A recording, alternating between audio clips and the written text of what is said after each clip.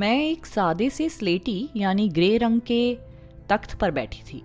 आलती पालती मांड कर आराम से पूजा करने की तैयारी में थी। मंदिर की वेदी और भगवान की मूर्तियां मेरे सामने इंतजार कर रही थी कि कब मैं ध्यान उन पर केंद्रित करूंगी। पर मेरी नज़र तो एक बहुत ही छोटी सी लाल चींटी पर थी। वो अकेली मेरे इर्द गिर्द जो घूम रही थी। अब भगवान की जगह मेरा ध्यान उस पर था। मुझे उसका मेरे आसपास मंडराना रास नहीं आ रहा था।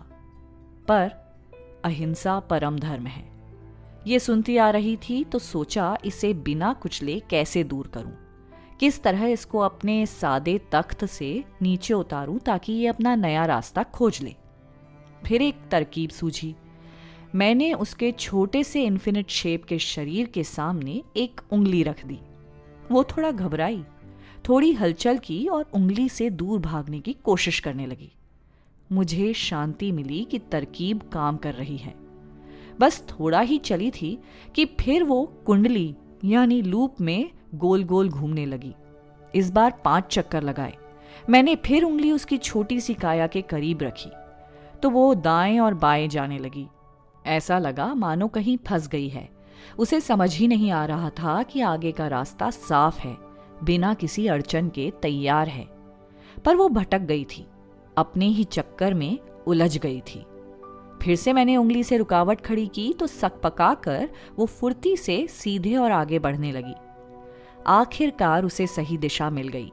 अपनी छोटी सी काया से उसने तख्त का लंबा रास्ता नाप लिया और सही सलामत वो असीमित जमीन पर पहुंच गई। मुझे तब ऐसा लगा जैसे मैं उसके लिए मसीहा थी, उसे रास्ता दिखा रही थी। फिर मन से एक झटकार लगी। कितनी बड़ी जड़ बुद्धि है। ये चींटी की नहीं बल्कि खुद के जीवन की कहानी है।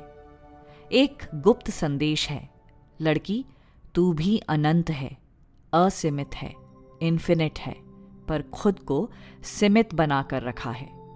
थोड़ा आगे बढ़ती है और फिर घनचक्कर की तरह मसलों और दुविधाओं की रट में गोल गोल घूमती रहती है। और जब तू फंस जाती है तब मैं तुझ पर नजर रखता हूं, एक इशारा और एक सहारा बनकर आता हूं और तुझे आए दिन के झमेलों से मुक्त कराता हूं।